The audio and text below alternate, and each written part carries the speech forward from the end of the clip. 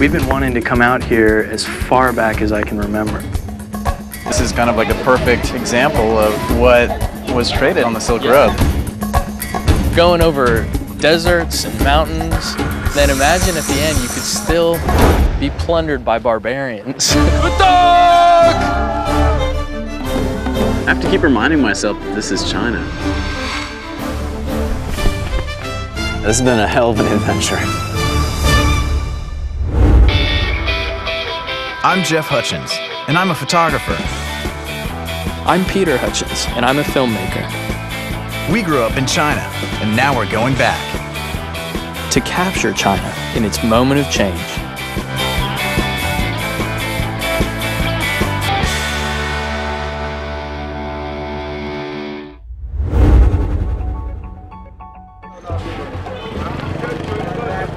Check out all these spices over here. You can smell them, actually. Yeah, you really can. Yeah. Hey, how's it going? 这个都是什么？调料和这个 So spices and tea? Spices and tea. Can we smell it? Can I try this one?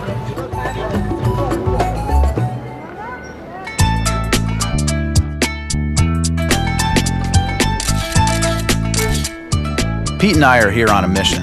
Like everyone else who passes through the ancient city of Kashgar, we're looking for a deal. It's the Muslim holy month of Ramadan, so everyone is out buying new outfits to look their best for the coming celebration. Now we just have to figure out what we're looking for. In Xinjiang, hats are more than just a fashion statement. They're a reflection of Muslim culture, which surprisingly is the main religion in this part of China. A man's forehead must touch the ground when he prays, and you can't do that with a brimmed hat. So they design all kinds of hats without brims or visors, and this market is full of them. Hello! The irresistibly cute kid as pitchman. Don't tell me this hasn't been happening for the last few thousand years, passed on from one generation to the next, and for good reason. It works. What's your name? Alim. 你现在做什么? Do you have hats? Hat. Okay. I think that is definitely. This is the new look for winter. Yeah. I feel like really rock star. He's an Abba? Do you like it? Do you really like it? Different. Why are you laughing then? You look like kind of one of Donald Trump's wives or something. Okay. All right. Actually, if you put a little bit of gel in that, and then just kind of flared those out. I'm feeling it. Yeah. This feels so right. Should I wear it at a little bit of an angle, kind of off to the side, a little more attitude? Yeah. You know those monkeys, the Japanese monkeys? Like that have, yeah, the hot bath monkeys that have like the red skin and like the really crazy white fur? I totally look like a macaque monkey. I think we're gonna look a little bit more. This is one of the most isolated parts of China, the Xinjiang region. And Kashgar is one of its largest cities. I mean, this is a region that we have always wanted to go to ever since we were little. And, you know, we haven't been able to for one reason or another, whether it's because this area was kind of off limits to foreigners or just, I mean, it's far too, you know?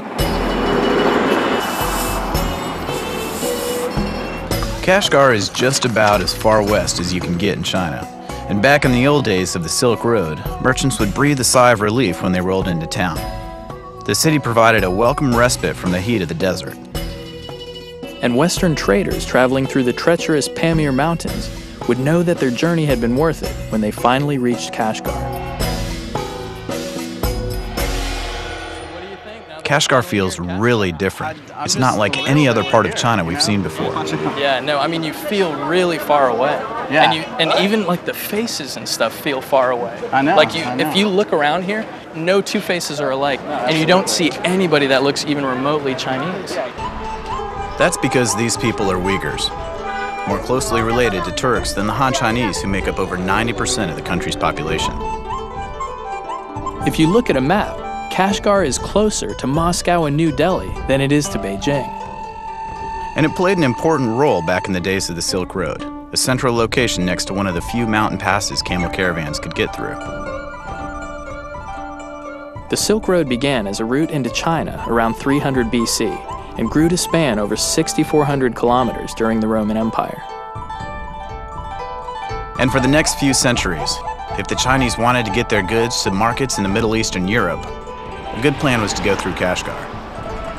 Or if Westerners wanted to bring their goods to China, this was a common route they took. And that's why we're here, to retrace some of the most ancient parts of the Silk Road, to get a sense of what it was like in the past, and what's in store for the future. With so many people coming and going through Kashgar for centuries, the city is a cultural melting pot. But with China's recent surge in modernization, we want to see which traditions are surviving,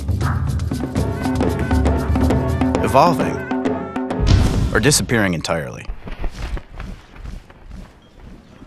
One thing that hasn't changed is Kashgar as a commercial center. For those camel caravans heading through the mountains, this was the place to buy, sell, and trade. And a lot of money changed hands in the city's markets and bazaars.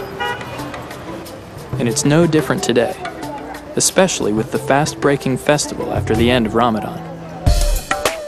This place is crawling with people, and I mean, you see like copper, and you see fruits and vegetables. Yeah, and well, it has a real kind of trading feel and stuff, it looks like. I can't tell who's buying and who's selling. And I can't tell who's going to hit me on their motor scooter either. Uh-oh, watch the bus.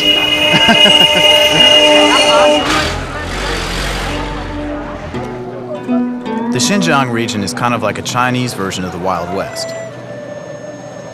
It was a rough and tumble frontier kind of place, where the men carried swords and knives and knew how to use them.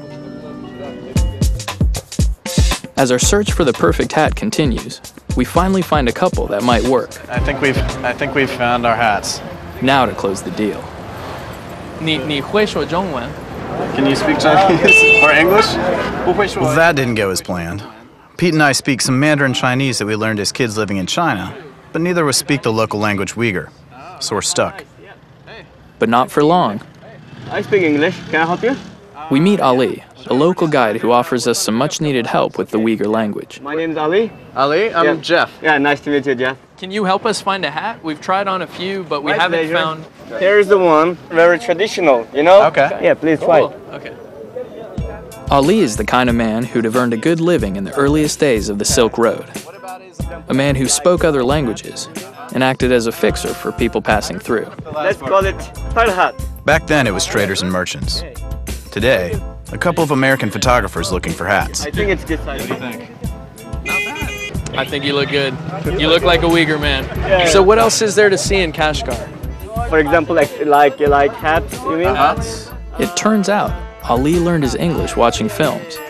But like many of the people that have lived here for generations, he's Uyghur, and he knows the culture and heritage of Kashgar inside and out. Is there any chance that you could take us around and kind of translate? My pleasure. My pleasure. Yeah. So we've got ourselves a guide for the next few days. According to Ali, Uyghur men have always been the kind of guys you don't want to mess with. And it's still true today. This is Yangsar town, which is the most famous and the best place for Uyghur handmade knives. How important are the knives to Uyghur culture? Are they? So you see, the Uyghur knives is like regarded the symbol of Uyghur men's manhood. Oh, so yeah. the bigger your knife, the more of a man you are? Yeah. So if you I think that ask... transcends a few cultures. Okay, thank you. So for example, if you want to use a knife and ask a knife from a Uyghur man, if he says, "Oh, I'm sorry, I don't have knife," which is very bad reputation for that person, you know? Yeah. So if we want to be considered a man here, we need to get ourselves a knife, is that right? Right, no problem. Okay. Yeah. All right. And where better to get a knife than a knife factory? Ali tells us this one has been in the same family for generations.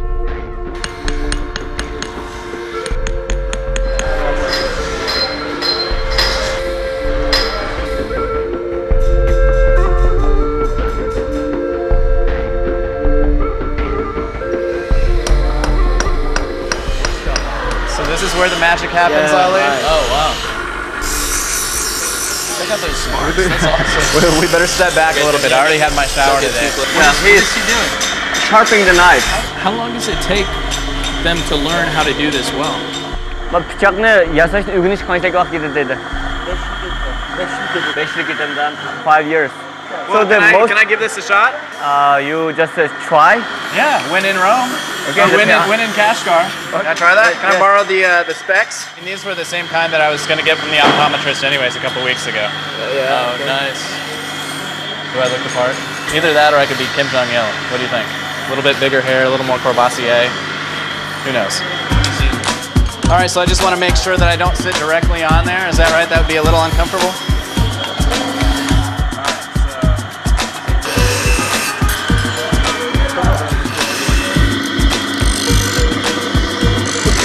Jeff, you'll always have a job here in Yengasar. I guess so. If this whole photography thing doesn't work out, then maybe this is the way to go.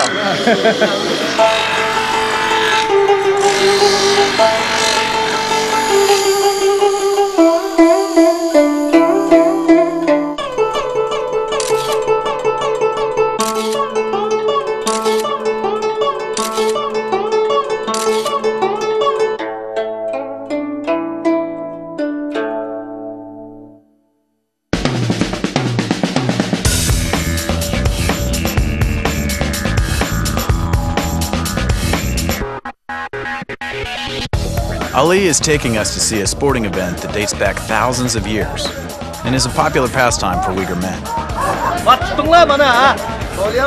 After months on the road, the caravan traders were eager for entertainment, and who knows, perhaps a little gambling on the side.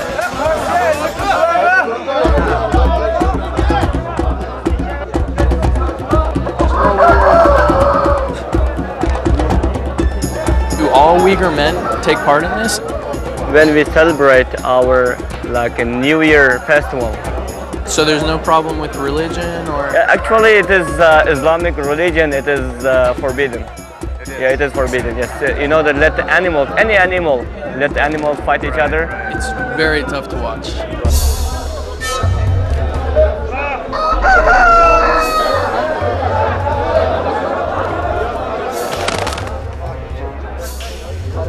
How do you know when one of the cocks wins? I mean, is it fighting to the death? For example, if the brown cock stops or run away, which means it lost. Call me sentimental, but there's something about watching two roosters rip each other to shreds that reminds me of the fights Pete and I had as kids.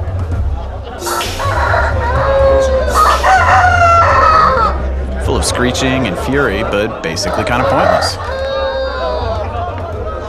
And like the brown bird in this fight, I was the one that ended up bloated for no good reason. I think I may have seen enough. You guys want to head out? Yeah. Having shown us the rougher side of Uyghur life, Ali wants us to check out a more civilized part of his culture. And we're happy to move on. With traders always passing through the city, the people of Kashgar would have been among the first to hear about new inventions or innovations in something as universal as music. For Uyghur people, we love music. Man, Ali, you weren't kidding there. It's all kind of traditional music instruments. So like guitars, what else? Right, A whole lot different from any other ones. So everything. Can I try this one? Yeah, why not, please. Okay. Let's see. Be careful.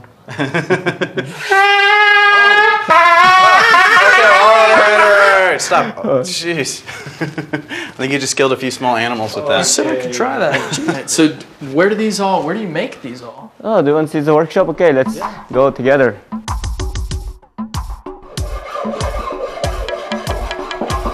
Here's the workshop.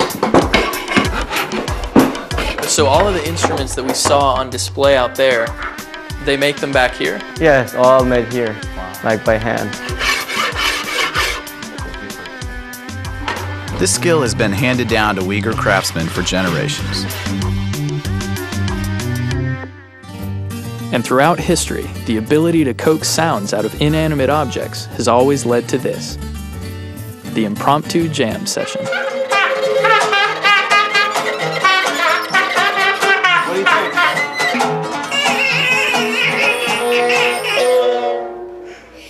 Yeah, I thought that was what I was missing too. Yeah, it's just right up there.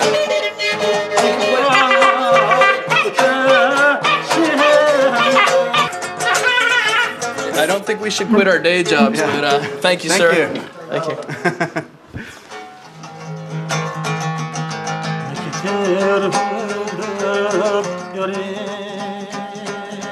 Ali has errands to run, so we're left on our own to find something to eat. And one of the great things about being in China is the variety of foods to choose from. After all, this is a country known since ancient times for noodles, a whole range of spices, and distilled alcohol. We find a restaurant that looks promising.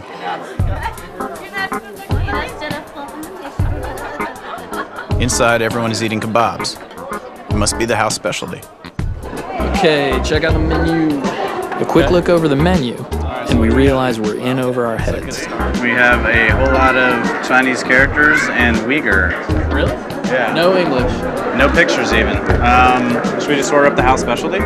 Yeah, I guess. I mean, if they have something. 你有什么? I ask her what the house specialty is.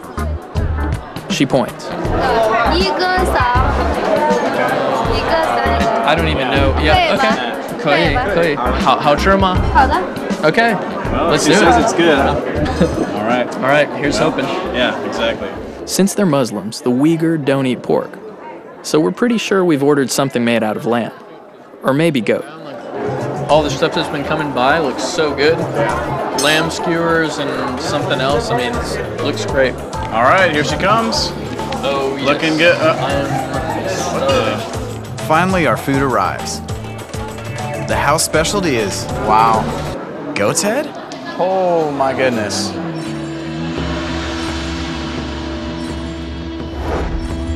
We're on our way to meet the Kyrgyz people, who live in the Pamir Mountains, sometimes called the roof of the world.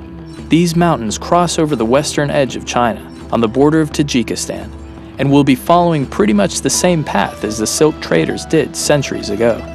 This was probably one of the most difficult parts of the journey to the Middle East and on to Europe. A winding trail through snow-capped peaks, where avalanches and rock slides were par for the course. Ali, how many people would travel together in one caravan? In one caravan, about 10, 15, 20 caravans travel together, especially on this road. 50, 60, 100 people. Why would so many people travel together? Because on this road, especially on the pass, you know, the Konjila Pass, many bandits. Really? Are there any left today? Oh, no. At its full 6,400 kilometer length, a trip along the Silk Road could take traders months to complete. And a quick look at the landscape tells you why. You see those mountains off in the distance? Yeah. Ali, these red mountains are incredible out here. Yeah, so Kulin Mountain, you can see many different kind of color here. Is that where we're going out there? Yep, we went the other side of that mountain. That's Gungur Peak. Ali tells us there's no fresh fruit or vegetables where we're headed. So like ancient traders looking to ward off disease, we better stock up. This is Opal, so it is a good place to get some fruits. Okay, let's let's go out to get some fruits. Oh, they have all kinds of fruits. Asian pears, Okay, let's watermelon. see. Watermelon, sweet melon, apple, grapes. Okay.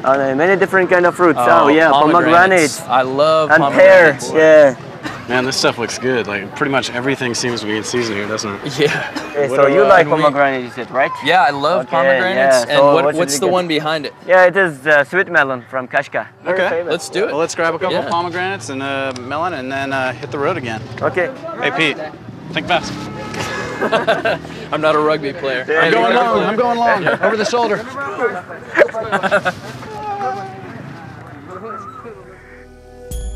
We still have a ways to go, but as we get closer to our destination, the majesty of the Pamir Mountains becomes evident. Some of these peaks are over 6,000 meters high. 4 hours later, we reach our destination, a small Kyrgyz settlement of yurts near Lake Karakul, where people have been living pretty much the same way for the last 1,000 years. Whew, it's cold. Assalamu alaikum. Qanday ahvoldinglar? Yaxshimisiz? Havolar yaxshi, balchig'im. I hope it's warmer in there. Thank you. Yurt, sweet yurt. Pete, I stayed in one of these in Mongolia. You're gonna love it. Oh, cool. Great. Oh, very cool. Okay. So it's all wool along the sides? So very traditional Kyrgyz yurt. Some of these guys have opted for concrete. Traditional yurts are made out of sheep and camel wool. The interiors are bigger than you'd expect. And I'm glad to see there's a stove. Yeah, where do you sleep, though? I don't see any beds. You pull the mats down from over there, lay them on the ground, and, and you're out. On this floor? Yeah, right. Seems a little hard. Yes, it is, but good experience. Okay, I'm gonna need a lot of mats. Okay. Well, let's get out. Let's bring everything in from the car. Okay, yeah, that's it. Yeah, this is gonna be nice. I think I can handle this. Yes, I think so. Thank you. When they hear that we're both photographers, they insist on taking us to a scenic location to photograph a skill they're well known for: horse riding. We weren't quite sure what they had in mind. Then all of a sudden, they're off, whooping and hollering.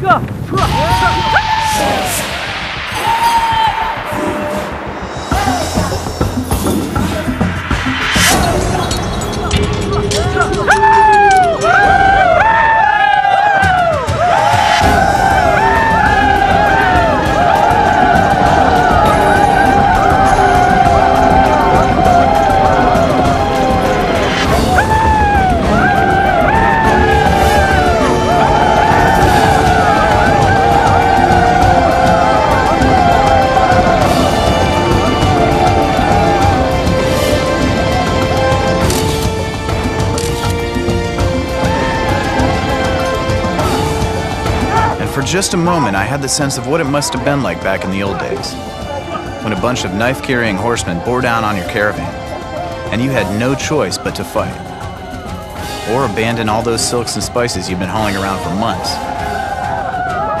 Then, as suddenly as it started, it was over. There were a few final whoops, and then everyone got off their horses and went home to bed. Which sounded like a pretty good idea to us, since we'd be warned we'd be waking up at dawn.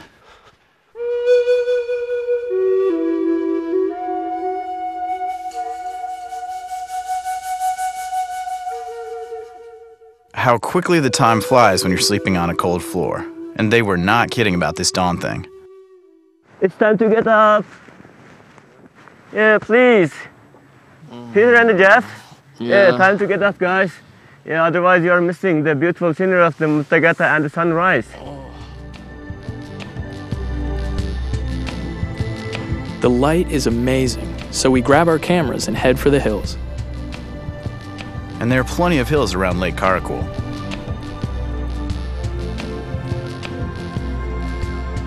Thanks. Man. Oh, wow. Let's go up this way. Looks like it's already up.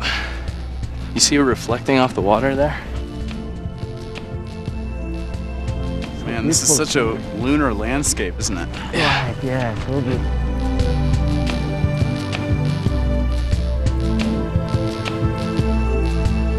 It was this rugged environment that shaped the culture of the Kyrgyz people, a nomadic group who relied on their animals, always looking for new scraps of pasture land for their goats, sheep, and horses.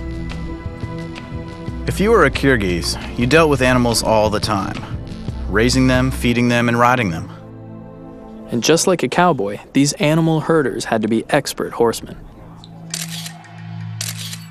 And just like our cowboys invented games for themselves, like bull riding and lassoing cows, the Kyrgyz play a goat game founded many centuries ago. Hi guys, would you like to join? Yeah, Yeah. Can we hop on a horse? Yes, no problem, please. They will help you, okay. Neither of us are expert riders, though one of us might be just a little bit better in the saddle than the other. Or maybe they sensed Jeff's fear because we suddenly realized that we won't be riding alone. So this is basically polo with a headless goat? Okay, 2 teams, 1 headless goat, and a goal marker. First team to get the goat to the goal wins. Got it. Yeah. Let's do this.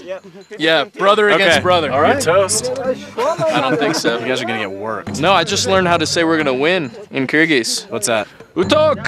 And we're off. Oh, here we come, here we come. Oh, he's got it between his legs. I hope he's on my team. You can see where this game is a great way to practice your skills as a horseman. Kyrgyz men get to see who's the strongest and most skilled rider. It's both a game and a centuries-old test of manhood. It looks like Team A is doing really well off the tracks. Go, Chua, get him. The score, 0-0, here at Pamir Stadium.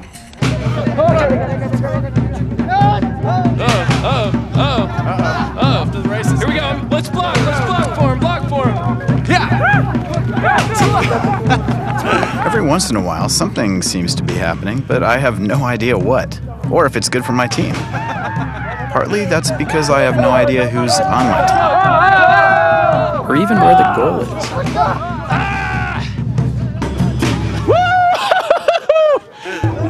I'm not giving it up. Finally, probably out of pity, they let me and Pete grab a leg, and we start pulling on it. There's probably some super slick goat game move that I could use at this point, but since I don't know any, I just keep pulling on my little bit of goat leg. Come on! Never! This is for all the times you beat me up. Yeah! Woo! Woo! Utok! What just happened there? I think we won. This is the only place that I will ever play headless goat polo. Yeah, I'm not gonna, you can't just take it anywhere. I'm just wondering if I get the game ball when this is all over. Utok!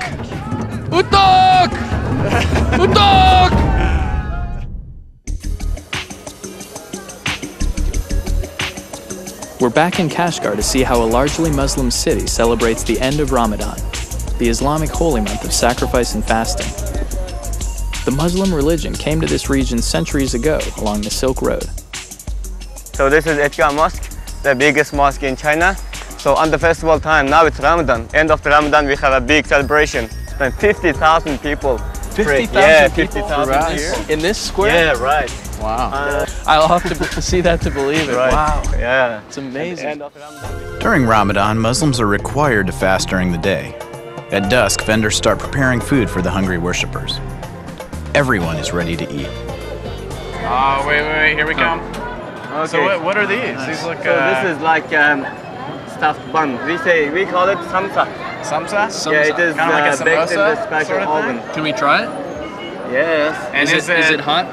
It is hot, yes. And it is mixed inside. Beef, It's way too hot. onion, and the fat mixture.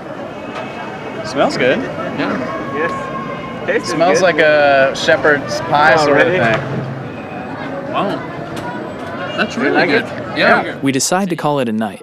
Tomorrow is the end of Ramadan, and from what Ali tells us, it starts really early.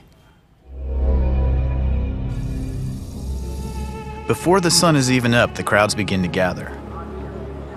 By mid-afternoon, the square is packed. We never knew China had such an active Muslim population. Officially, the Chinese regime discourages the practice of religion, any religion. But after a number of attempts to wean the Uyghur away from Islam, Xinjiang Muslims continue to find ways to practice their faith.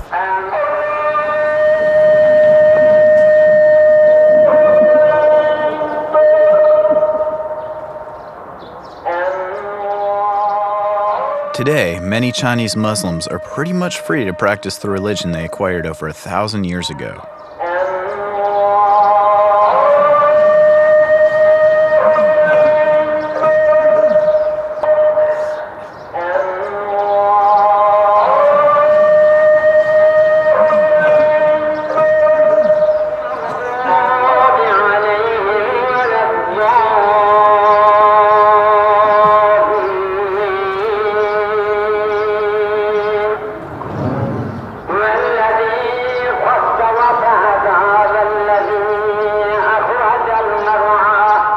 And when the prayers are finished and Ramadan's officially over, it's time to have some fun.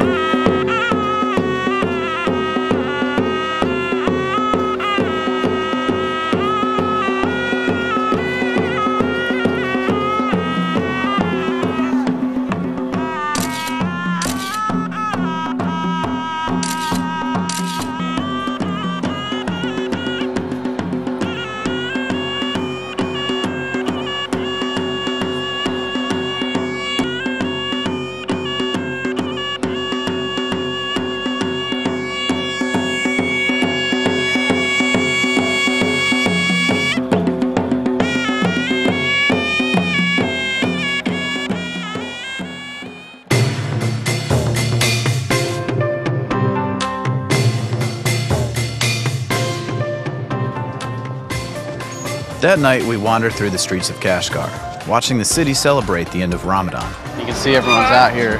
We'll be leaving for our next stop along the Silk Road in the morning. So this is our last chance to see the city at night.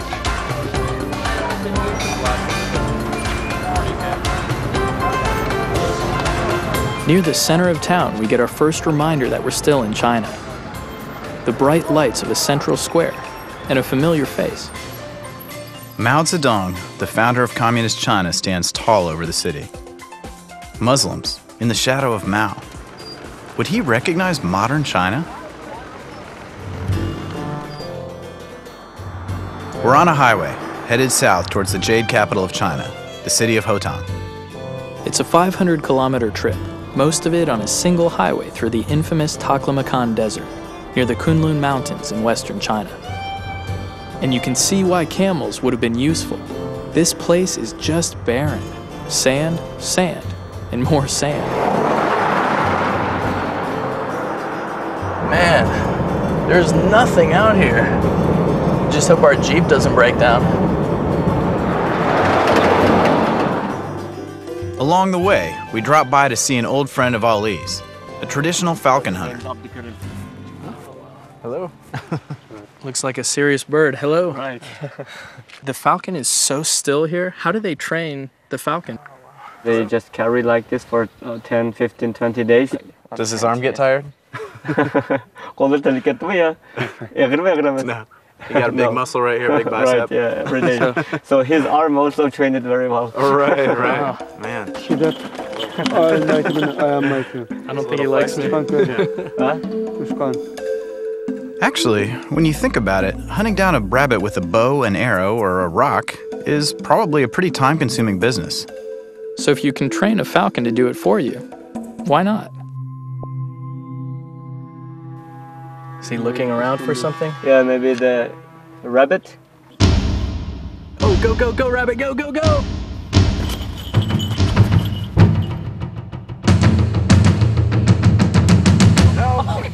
Oh, yikes. Oh, geez, Oh, I that did scream. Yeah, the crunch is the crunching sound. Oh, wow. Ooh, no wonder this glove is so bloody. Yeah. Falcon hunting once provided wild game to locals. There we go. Oh, wow. Then guns and traps came along. And today there are only a handful of falcon hunters left in these parts. Keeping the practice alive, but just barely. But one part of Xinjiang's culture that's still very much alive is jade hunting, which the Chinese have been doing since the beginning of their history. And you can still make money at it.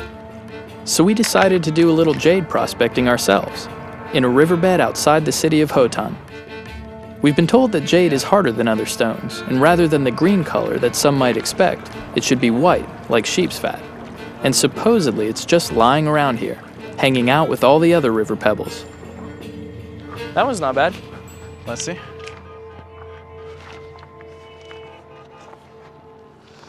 Maybe. I think if it sparkles too much, though, it's quartz. All the glitters is not jade. My tool broke. Yeah. Put it down. Try with your hands.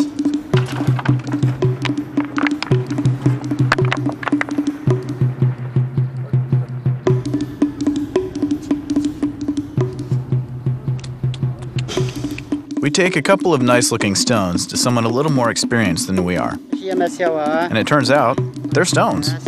It's a whole lot of nothing. He shows us what a real piece of jade looks like. Oh, that's what we should be looking for. Oh, okay. Tashimawa. Tashimawa. Well, all right, Tashimawa, which means closer to the water, you moron. Why didn't you say so earlier? Hey, check this out. What is it?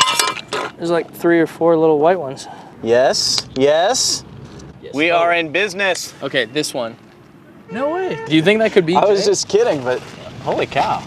Mine's nice and translucent. Yours is like white, like sheep fat. White as sheep fat, absolutely. That's the mark of good Hotan jade. Look at that. Yeah. And I have no idea if this is actually jade or not, but I think it's the best shot we've had all day. Yeah, let's hit the market. All right, let's do it. Oh yeah, what are you gonna do with your $500,000? Oh man, I don't even know. I know, first thing is I'm gonna buy me a new hoe.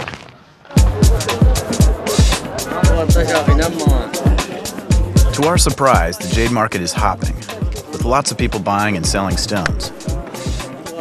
In ancient China, jade was considered more valuable than gold. Later on, emperors accepted raw jade from this area as a form of tax. Especially the precious white jade, like the ones we think we've just found. We've also been told that a piece of white jade the size of a quail's egg can be sold for thousands of American dollars. Excuse us. Coming through, we got some real jade here, folks. Real jade. I think I found a good piece of jade. It was shining. What is it? Wait, why is he laughing? Why is he laughing? Is he not getting? That's not what I mean. I don't want him to laugh. He said it's Nothing. Nothing. What should I do with it? The jade trader's answer is crushing. He tells us we brought him a couple of common river pebbles. You give this to that person with some money for service to throw out. We have to pay you to take the stone. Yeah, right. They're laughing. Okay. All right, we're out of here. We better go back to the river. Following our misadventure in the jade trade, we decide to check out another source of wealth in the ancient world, textiles.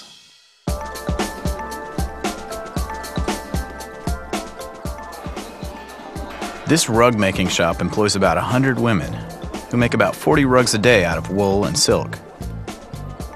All the fibers are dyed using natural pigments, like onion skins for yellow, blackberries for purple, marigolds for brown. They're using the same techniques that have been handed down for generations, which means that if a woman who made rugs centuries ago suddenly materialized here, she'd be able to sit down and go right to work.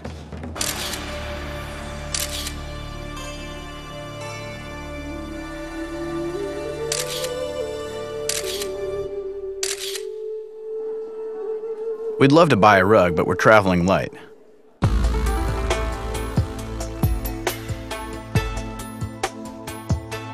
But no trip down the Silk Road would be complete without silk. And Ali knows just where to look. What kind of stuff do they sell here? You can find everything except chicken milk on this market. That's great. Well, Pete, maybe we should get something from Mom while we're here. Yeah, that would be a good idea. So I recommend you to get some silk because Hotan is most famous place for silk on the Silk Road. There's so much to choose from, I hardly know where to start. Man, look how bright those are. Right. Yeah. Wow. Oh, those blues are nice. They really pop, don't they? Yeah. Check this one out. Okay, here we go. Ali? Yes? You have to try this on. Ollie, you look beautiful. You look absolutely breathtaking. I like that one. Yeah, I really looks do. good. Can you ask her how much it is? 350, she said. All right, tell her 200. We can do 200, but we can't go higher than that. Okay, you get it for 200. All right, okay, good. While I'm sure that my mom will enjoy her scarf, it feels even more special to take a real part of the Silk Road with us, something traders have been doing for centuries.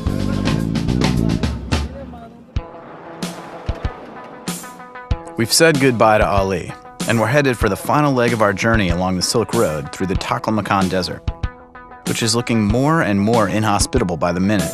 Imagine trying to cross this like 500 years ago on the Silk Road. Jeez, that sounds like a nightmare. I think if we really want to know what the Silk Road's all about, we got to ditch the 4x4 and hop onto a couple camels.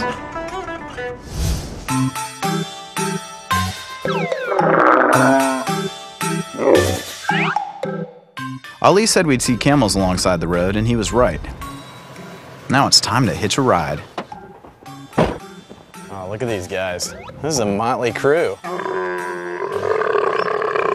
Once again, the fact that we don't speak Uyghur poses a problem. But eventually, we get him to come down from his price of 300 yuan. Final offer, 150. 150. It's okay? It's okay? Yes. We're loaded up and ready to go. Neither of us has spent that much time around camels, but we're well aware of their reputation for being a bit cantankerous. Yeah. I love this guy's fro. Can I touch him? Is he gonna react? Whoa! Very testy. Jeff, my guy has a bit of foam coming out of the mouth. Is that a problem? Okay. Being on top of a camel when he's getting to his feet is a little like riding a roller coaster. Whoa! No way! Your guy's quite the chewer, Jeff. I know. And his hump's a little loose. Look at this. Hair, beautiful hair. The camel's gait is slow and steady with little roll. It's certainly not the most comfortable way to travel. Look at this. Look at those shadows. Yeah. Pete, you know the name? Taklamakan Desert means desert that you go in and never come out of, right? Maybe that's why they have the local legend. The one about the beautiful woman in the desert who lures sleeping men away to their doom. Hey, that sounds like a pretty good way to go, though. So, we're going in. Who knows if we'll come out? It's hard to imagine spice merchants spending months slogging over the Taklamakan Desert. I get the feeling that time meant a different thing in the 9th century than it does today. I just couldn't imagine being out here for days at a time.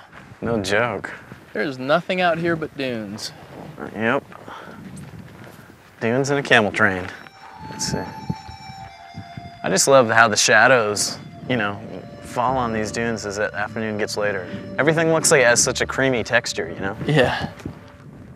Yeah, I mean, if we were out here as part of a, you know, a trading caravan, how long do you think it would have taken to cross, you know, to come all the way from, you know, someplace in the Middle East out here? That would, I mean, it's just a mind-boggling amount of time. Months. And you're going over deserts and mountains and all kinds of passes. And then imagine at the end, you could still be plundered by barbarians. I know. That's crazy. Yeah, there is absolutely nothing out here.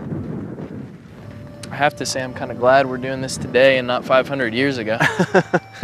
And then, out in the middle of nowhere, we hear a familiar sound. Is that one of the guy's cell phones? Yeah. It's a strange blend of the very old and the very new, and reminds us how much the world has changed since the first caravans passed through these dunes.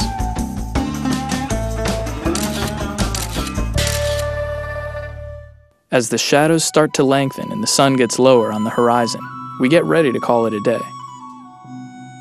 We find just the right place to set up camp.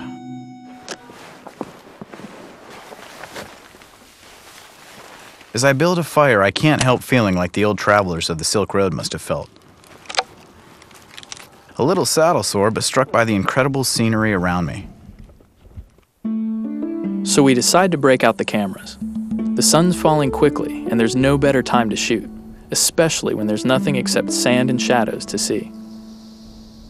Being in the desert must be a little like being at sea. Everywhere you look, you see the same thing. And even though I know we are just dozens of kilometers from the highway, the sense of being lost in a vast nothingness is pretty powerful.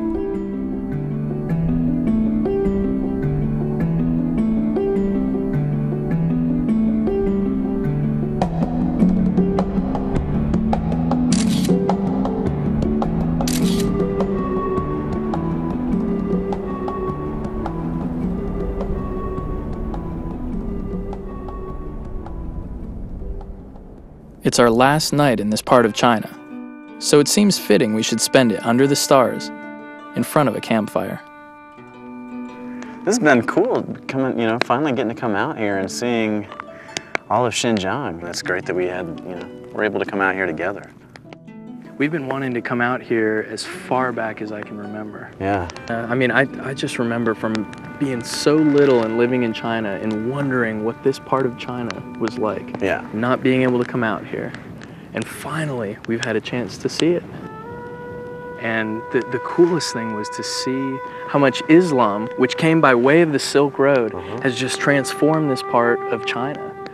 You know, to be honest, I've been pretty surprised to see how much influence of the Silk Road there still is in this area. You know, whether it's food, religion, or, you know, just people's faces. I think what really brought it home to me was at the mosque the other day for the prayer, you know, just seeing 40 or 50,000 Uyghur Muslims praying there. Like, I couldn't believe that I was seeing that kind of religious display in China.